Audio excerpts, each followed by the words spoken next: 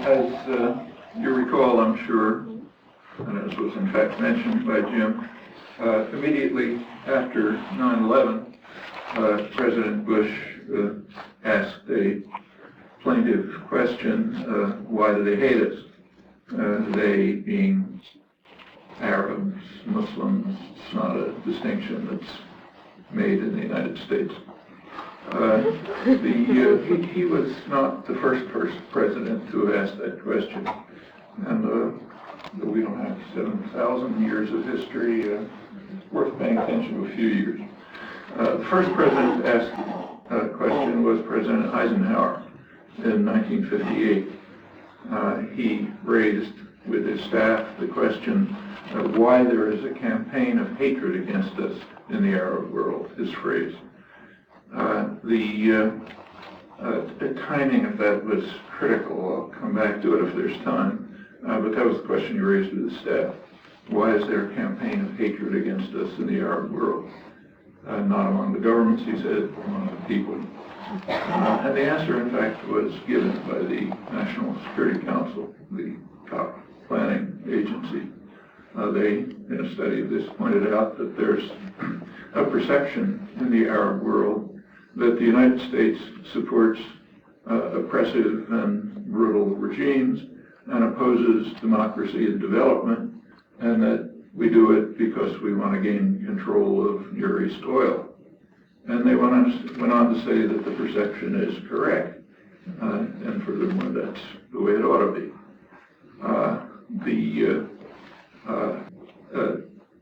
Right after 9/11, one newspaper, the Wall Street Journal, did a poll, not a scientific poll, but a study of opinion in the Arab world.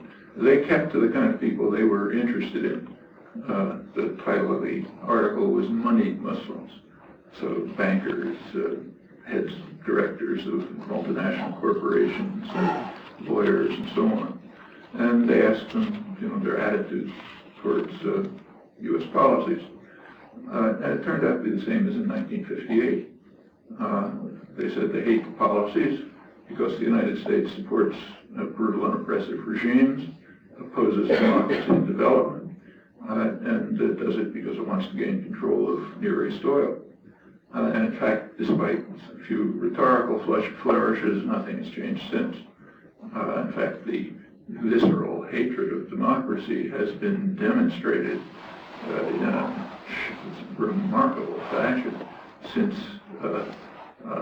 George Bush's advisors in November 2003, after the collapse of the pretext for invading Iraq, decided that they should shift gears and announce a freedom agenda. Since then, nothing's changed except rhetoric.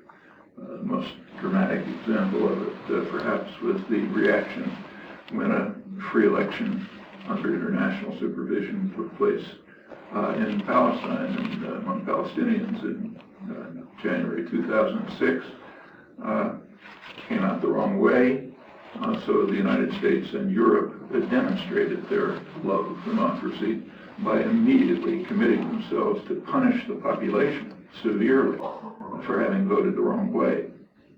And that is in one column of the paper, and the next column adjacent to it is expressing our messianic mission to bring democracy. And it takes a good education to keep those two things together. In any event, those were the reasons for the hatred, not of the people, but of the policies. By the time of the Wall Street Journal, of course, if the Wall Street Journal had taken a poll of the general population, studied not just moneyed Muslims, they would have found much harsher reactions. But those people don't count. At the time of the Wall Street Journal poll, there were other reasons for the hatred of the policies over 1958. Two of them primarily. One was the Israeli military occupation, of course, and the other was the sanctions against Iraq, which was brought up regularly. Here it was kind of ignored, but in the region it was not ignored. This was U.S. British policies, harsh and brutal, punishing the population, strengthening the tyrant, compelling the population to rely on him for survival, and probably saving him from the fate of other comparable monsters who the U.S. and Britain also supported till the last minute, in fact.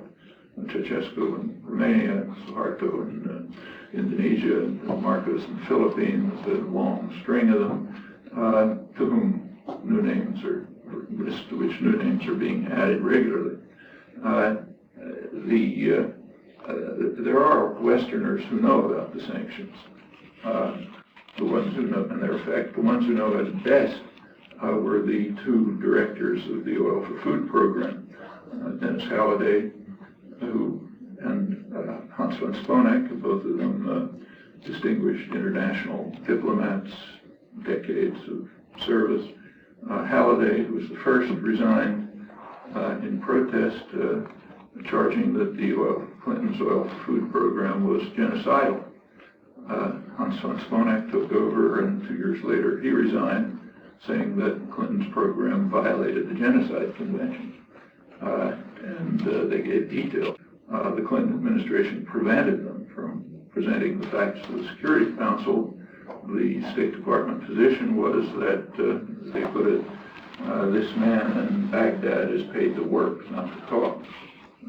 The Western intellectual community cooperated by simply silencing them.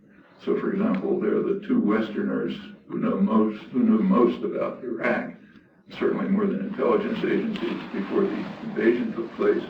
But do a Google search on the newspapers and see if their names are mentioned. They were not allowed, they're supposed to work, not talk.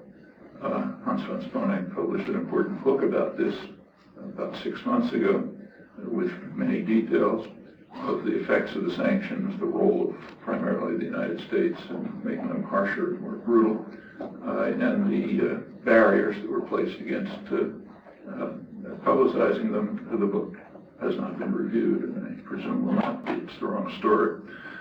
But among the moneyed Muslims, it was known, and there was another reason for hating the policies. Well, the Iraq War came after that, and of course it inflamed attitudes far more severely. No need to go into that. It's not only one measure of it is the increase in terror. The war was undertaken with the expectation that it was going to increase the threat of terror. It's not a high priority of the administration to reduce terror. There's plenty of evidence for that. And this is one example. They knew from their own intelligence agencies and others that it was likely to increase the threat of terror, and it did, but far more than was anticipated. A recent study of this by two leading terrorism specialists, Peter Bergen and Paul Cruikshank, using U.S. government data, and they found that following the invasion, terror went up 7-fold, closely linked, as you can tell by the pattern, to the invasion of Iraq. War against Iran is going to make that look small. Well, let's come up to the present. There are 3 burning issues in West Asia. One of them, in fact, is Iran.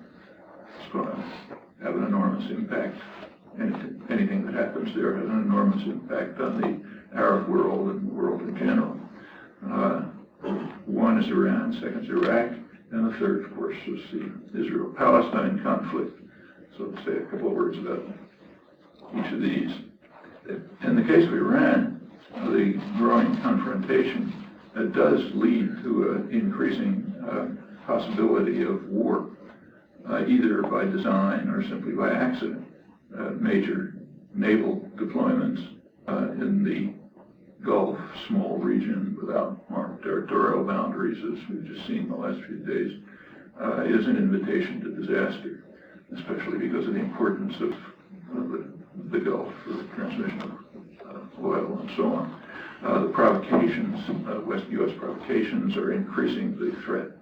The current capture of the 15 sailors is probably a reaction to the personnel, including, it seems, some of the leading diplomats that tried to shortly before, article by one of the few serious reporters in the region, Patrick Coburn, in the Independent, about this a couple of days ago. But that, in addition to that, there's just straight sponsorship of terrorism. Just revealed a couple of days ago that the U.S. is apparently sponsoring Baluchi terror attacks inside Iran, which are pretty serious. And in fact, former CIA operatives who were asked to comment on this compared it to the Contra War, the use of proxy armies to carry out state terrorism financed by outsiders. Probably similar, and the same may be going on elsewhere. Well, all of that is just an invitation to disaster. The world is aghast at the possibility that this may turn into war. One of the leading British military historians, Crowley Barnett, said that if the U.S. does attack Iran, we're in World War III, for sure. Maybe that's extreme, but it's certainly going to be serious, and it's going to, the effects over the region could be awful as well, and probably would be. Well, is there a solution to the Iran-U.S. confrontation? Actually, there is.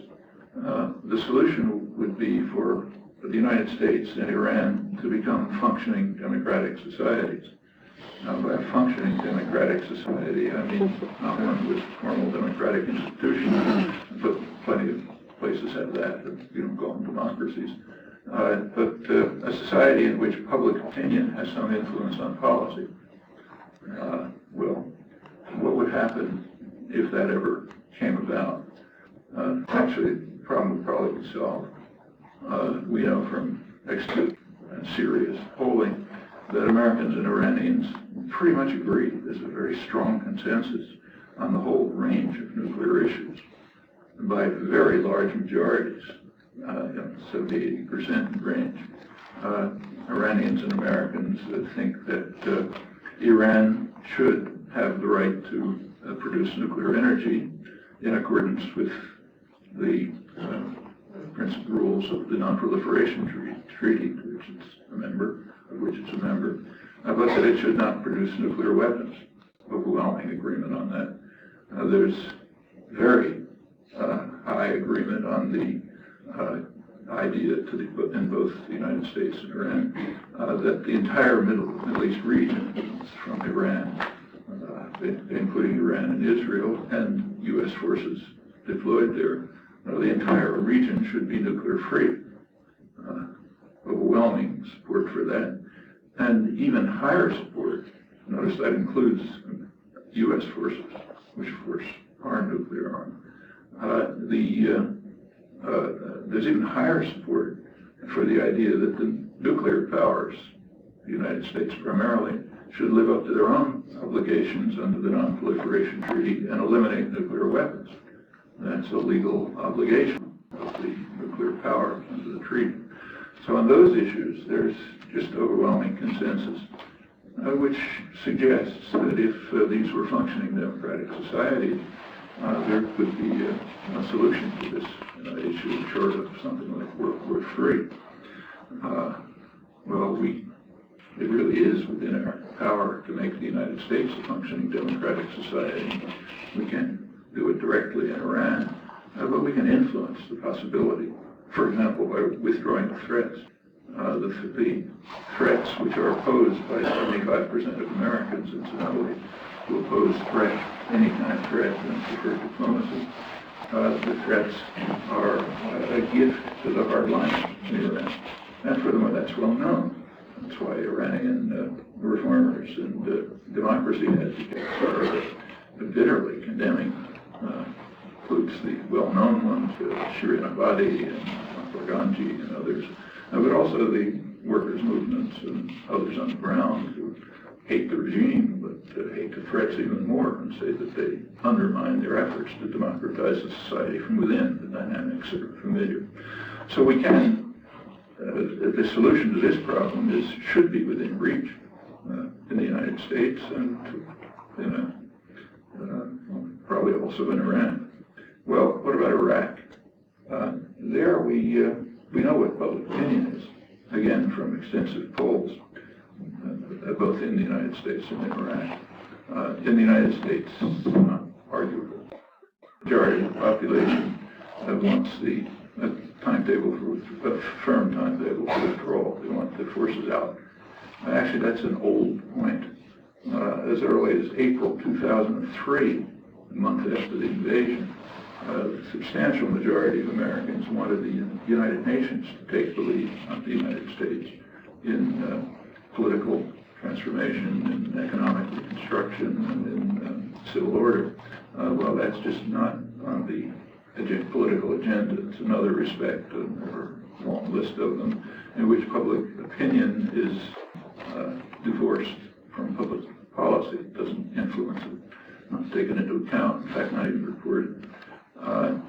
That's the U.S. side. On the Iraqi side, we have, again, extensive evidence from U.S. government polls, from polls taken by the major U.S. polling institutions, British Ministry of Defense and others. Currently, as in fact about 6 months ago, according to the State Department, about 2/3 of the people in Baghdad wanted U.S.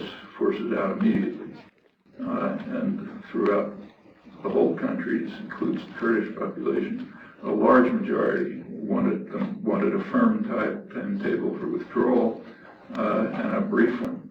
If you look back at when the polls were taken, it would mean starting about now and going on a few months from now. If you look at the Arab Iraq, where the troops are actually deployed, the figures are much higher. A very high percentage felt that the presence of U.S. troops was increasing violence.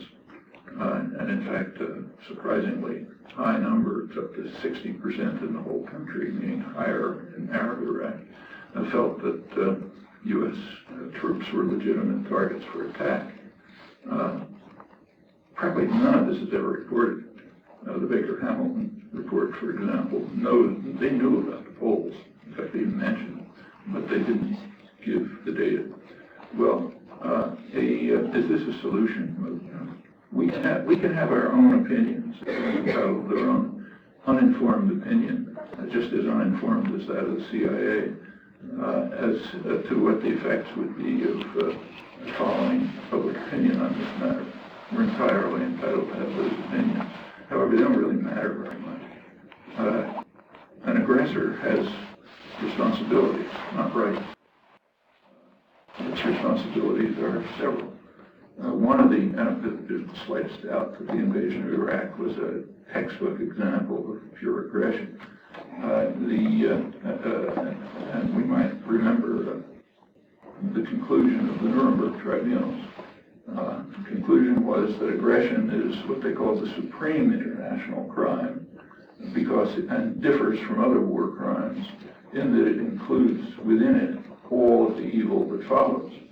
So in this case, it includes within it the shocking atrocities in Fallujah, Abu Ghraib, the sectarian violence, everything. That's all included in the supreme crime of aggression. Again, something not discussed here, but it should be. In the case of aggression, the aggressor has, first of all, a responsibility to pay enormous reparations to the victims to overcome the effects, and in our case, that includes the effects of the sanctions. They were called UN sanctions, but as a cover, nobody wanted them except the United States and Britain toddling along politely. But so one responsibility is to pay reparations for what happened, and what happened is pretty awful. A second is to hold those responsible accountable. And a third is to pay some attention to the will of the victims. It doesn't mean, it's not like an algorithm, you don't follow it mechanically, but it's a major consideration. Well, if that happened, policy would be policy, in fact, the opposite of opinion, is to escalate the attack, escalate the surge. Incidentally, the democratic alternatives, if you look at them closely, are not all that different. You may have self-surfed, I knew you at Kennedy School a couple of days ago in the Boston Globe, because you went through the democratic alternatives and pointed out that they leave about as many troops in Iraq as have been there under different names. And he didn't even count things like logistics support, which is the core of a modern army, and air power, of course, which is totally left, and so on. But that's the range of options, and at least the range of principles that we should bear in mind, I think, in making choices. Now, none of this is discussed, and there's a barrier to it. And the barrier is also not discussed, but it's worth paying attention to. The barrier is that allowing a degree of sovereignty to Iraq and a degree of democracy would be a nightmare for U.S. planners. And to see why, it's enough simply to consider the policies that would be likely to be undertaken by a sovereign, more or less democratic Iraq. Would have a Shia majority, they'd be influential. They may not love Iran, but they'd rather have friendly relations with their Shiite neighbor than hostile relations. In fact, the relations are already improving, trade, diplomacy, others. Furthermore, as you know, the large majority of the clerics in Iraq actually have either come from Iran, like Ayatollah Sistani, or have close relations with him. One of the militias that controls the south, the Slaughter Brigade, was trained in Iran. Chances are very strong that those relations would improve with a degree of sovereignty and limited democracy. Last thing the United States wants. Right across the border in Saudi Arabia, there's a Shiite population, probably a majority. Saudi Arabia doesn't have a census you can trust, but it looks like a majority. And that happens to be where Saudi oil is, most of it. Well, you can envision the outcome, a loose Shiite alliance controlling most of the world's oil, independent of the United States. That would be a terrific blow to fundamentals of U.S. global strategy since 1945, picked up from the British before them. Kind of like an axiom of U.S. policy, British, is that what the State Department in 1945 called a stupendous source of strategic power and one of the greatest material prizes in world history must be under U.S. control. It's not a matter of access.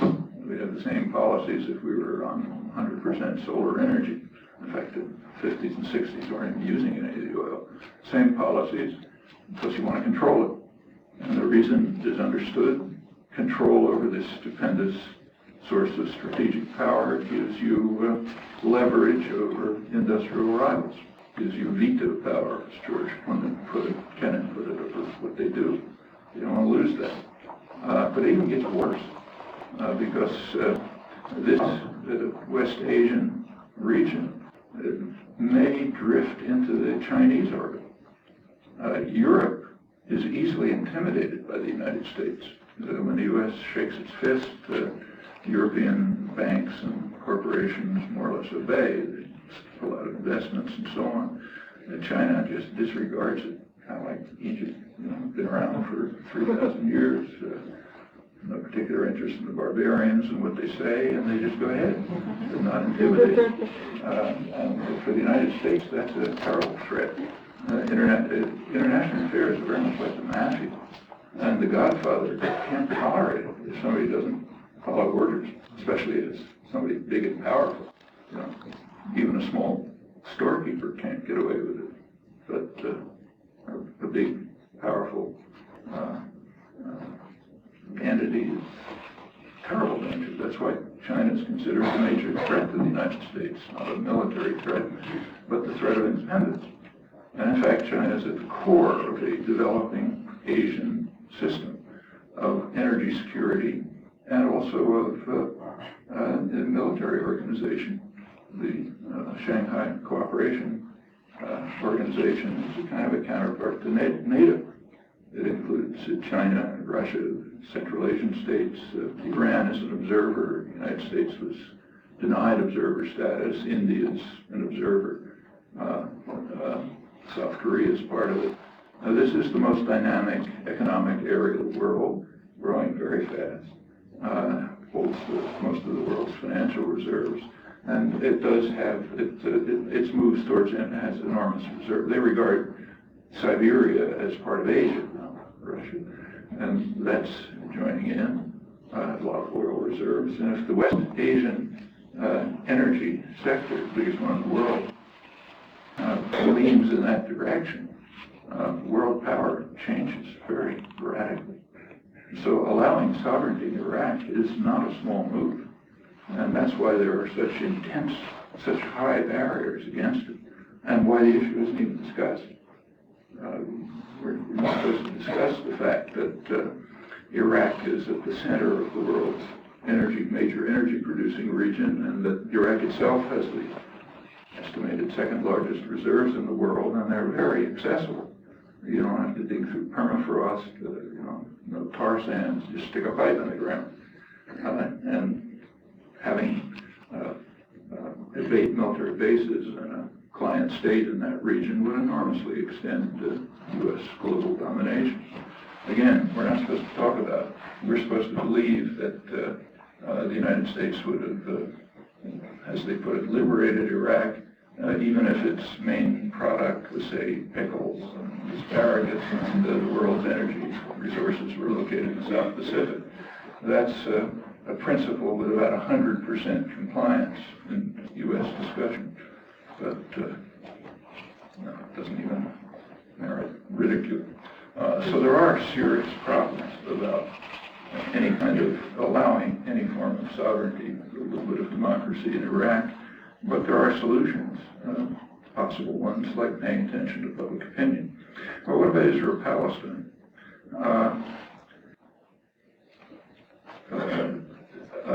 The outlines of a solution, not the details, but the outlines of a solution to the Israel-Palestine problem were actually articulated quite clearly over 30 years ago in a UN Security Council resolution in January 1976, initiated by the so-called Arab confrontation states of Egypt, Jordan, and Syria, and supported by most of the Arab world, in fact by most of the world. They called for a two-state settlement on the international border. It incorporated all the wording of UN 242.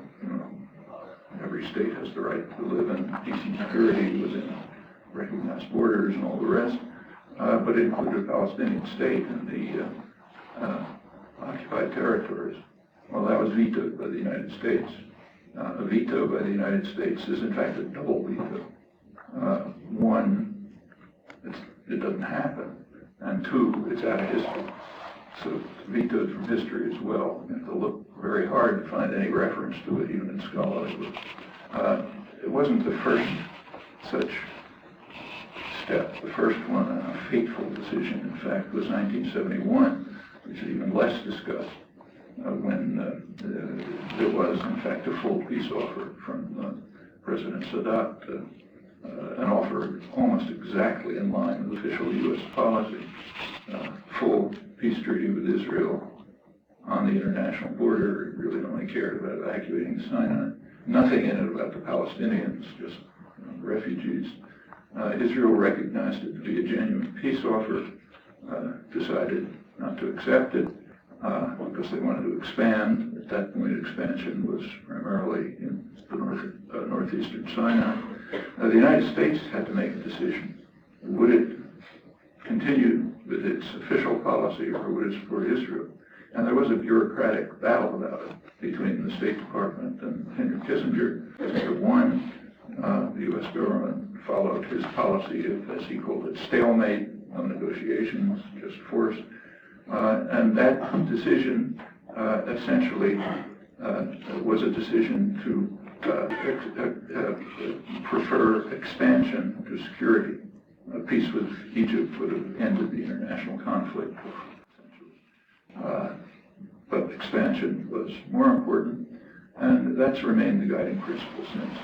I won't go through the record because there's no time, but for 30 years, the United States has blocked a diplomatic settlement and continues to. There have been a few weeks in Taba in Egypt in January 2001 when Israeli and Palestinian negotiators under the U.S. aegis parameters, so-called, did come pretty close to a settlement. In their final press conference, they said it was a little more total settlement of all the issues, Jerusalem, refugees, everything. But essentially, the main issue is the territorial one, the two-state settlement on the international border by that time with adjustments, land swaps, so on. Israel cut off the negotiations, the U.S. backed them, that was the end of that. That's really the one departure in the past 30 years. That option is on the table without the main structure of it was just reiterated by the Arab League very recently. It's reiterated the 2002 peace plan, which is essentially just another version of the January 1976 two-state offer. It was accepted in Beirut in 2002, reiterated a couple of days ago. It's very similar to a more detailed picture version of the same idea. The Geneva Accord, they're reached by fairly high-level Palestinian-Israeli negotiators, but unofficially released in December 2003, deals with the other issues. So these are all bases for negotiation. I mean, maybe they're not acceptable to both sides as they stand, but they're pretty close. And they give the main structure of the settlement. And and they have overwhelming support in the world. What's called here the Saudi plan was supported by about 2/3 of Americans, which is pretty remarkable because there's no articulate support for it. So each person who supported it made it up and down. If it was allowed to be discussed, the figures would probably be much higher. It's supported by Iran. The Ayatollah Khamenei said that Iran accepts the Arab League position. It's supported by Hezbollah. Hassan Nasrallah says he doesn't like it, they don't agree with it, but they will not disrupt an agreement reached by the Palestinians. Hamas has taken the same position, including the most militant element, the Syrian element, Khalid Mashal, a couple of days ago, said they won't disrupt such an agreement. It means it has essentially universal agreement, of course, Europe and Latin America and so on. Two barriers, same ones. The primary one is the United States. It does not accept it. That's, again, something that we could deal with. There's a pretext. There's always pretexts for not accepting it. The current pretext is that the U.S. and Israel can't deal with Hamas because it's a terrorist organization, say, unlike the Contras or so on. But and the reason is there are three conditions given for famous three conditions, which you've seen over and over, for why they can't deal with Hamas. First is that it doesn't recognize Israel. Well, the Democratic Party can't recognize Luxembourg. It's not a possible act for them to take. The recognition is between states. Hamas isn't a state, and they don't know what Israel is. It's one of the few states not built behind its boundaries. Furthermore, does the United States, the U.S. and Israel recognize Palestine? Obviously not. So this condition is farcical. What about the second condition, renounce violence? To the U.S. and Israel renounce violence? Let's put that on the side. What about accepting past agreements? Crucially, the so-called roadmap. Well, formally, on paper, the U.S. and Israel accepted the roadmap, but they instantly rejected it. Israel said, yeah, we sign it, but they added 14 reservations, which essentially eliminated its content, and the U.S. backed them up on that. And the same is true of the other agreements. So the U.S. and Israel reject all three conditions, but Hamas, a political party, is expected to accept all three conditions, even though it's technically impossible for it to do it. Well, the pretext is the fraud, and that means that in this case, too, simply paying some attention to public opinion would that could very well lead to solution. You know, there are things that have to be settled, like exactly how do you settle the refugee issue? Should it be the way that was decided on in Taba? Should it be the proposal in the Geneva Accord? Should it be some other modification of it? But the outlines are clear. Well, there's a kind of the prospects, to stand up, the prospects up ahead are not very attractive, in fact, very grim. But there is a bright side to all of this. The bright side is that the core of many of the problems, not all by any means, but the core of many of the problems happens to be right here, which means that they're under our control. And that's a very optimistic conclusion. Means we can go a long way towards solving. What would you describe the future of U.S.-Arab relations? However positive or pessimistic, what would that word be? There's a good reason why prediction is so limited in its success. Whether it's personal affairs or international affairs or anything in between, what happens in human affairs depends to a very large extent on will and choice.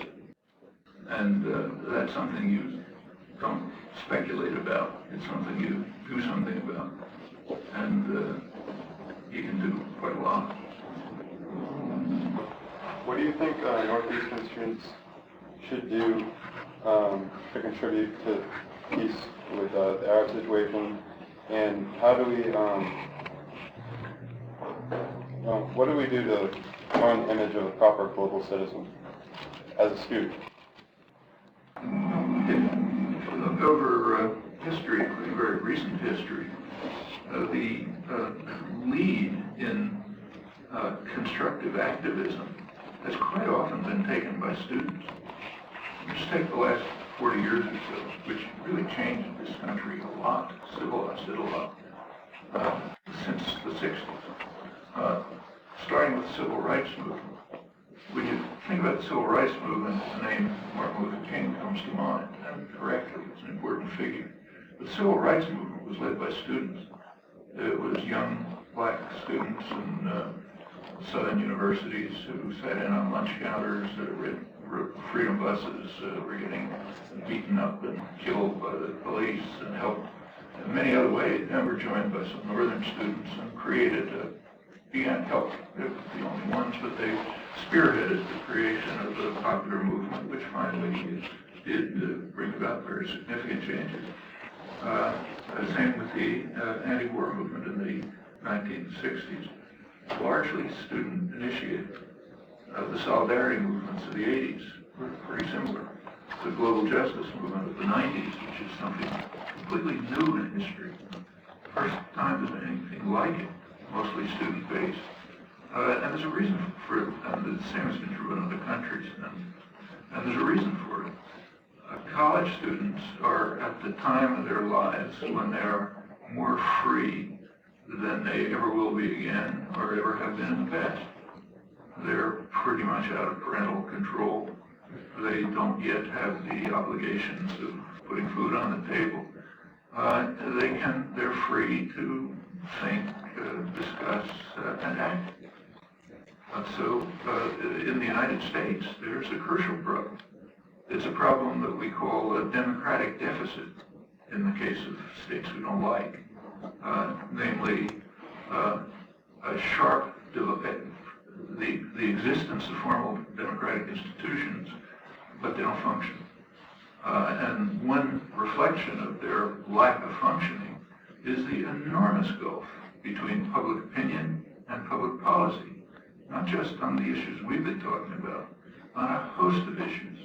The biggest domestic issue for most Americans is healthcare, for good reasons. Healthcare systems are a total disaster, the worst in the industrial world by far. It's not just the almost 50 million uninsured, but many others just can't pay for their medical bills. Per capita costs are twice as high as other similar countries, and the outcomes are among the worst. And we know why it is. It's because it's basically privatized. And that's a bipartisan consensus. The public, on the other hand, for decades, has been strongly in favor of a national health care system, very strongly. But public opinion does not get expressed in public policy or even in party politics. And we can go on issue after issue. There's a tremendous disconnect. The elections evade issues for this reason. I can't go into it here, but it's pretty well studied and quite well documented. And that has to be overcome. And certainly with the power to overcome it. And as in other cases, these students can take a very active role in that and be a leading role in educating, and organizing, and activism. It's happened over and over. And sure, it's the main opportunity you'll have in your lives. I sense some mistrust of the press on behalf of some of the panelists. There seems to be a relationship of convenience between Washington and the media. How do we pressure the mainstream media to stop perpetuating stereotypes of the Arab world, misrepresenting Muslims, and glossing over important facts of the Israeli-Palestinian conflict and the war in Iraq? Well, actually, we have every opportunity open to us. There's nothing to stop people from sending delegations to the Boston Globe every day, demanding that they cover things they're not covering, and bringing information to them. That they listen to pressure, but they don't react to no pressure. And that's not just a matter of sending delegations, it's a matter of changing public opinion. Public opinion in the United States on foreign policy is pretty sane, but it's not effective because it's not organized. If it's organized and active, the media will have to respond to it. That even happens, even in totalitarian states, that's true. You just can't disregard an active, organized public. And in democratic societies, it's much more true. In fact, if we had time, I'd tell you the record with the Boston Globe since the 1960s, because I followed it pretty closely and was involved in it. And over time, you can change their perspective, their attitudes, what they pay attention to, and so on. But it has to be done. It's not going to happen by itself. You say everybody talks about democracy, and my point is that I don't see democracy when countries trade with each other, when they try to resolve international and political conflicts. I don't see that happening, and that's very sad. I think the country should be more focusing on listening to everybody, listening to the voice of all the countries, and try to resolve the thing that way. I don't see how a negotiation can be done if they don't ask the people what they want. I think that's a major problem of solving the big issue in the Arab world, and not only in the Arab world, but also in the other developing countries where a lot of people are suffering and a lot of people don't have anything to eat. I just think they just need to listen. And I don't see that happening either in the United Nations and either in the negotiations where conflicts like this are pretended to be resolved. Or in the United States, or in Britain, or in Europe.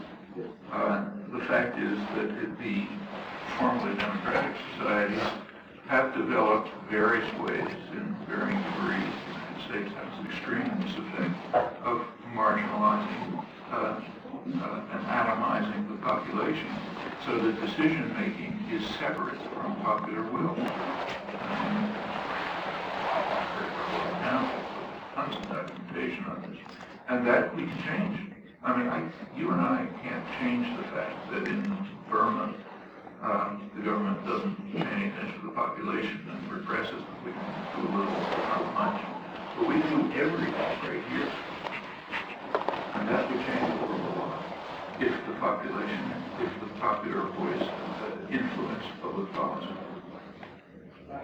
I agree that that's a solution, but that change in the world takes time. And it takes time. Especially nothing happens quickly. People who expect instant gratification are going to be disillusioned. Any change at all, whether it's human rights, freedom of speech, social policy, aggression, whatever it is, it's going to take hard, dedicated work.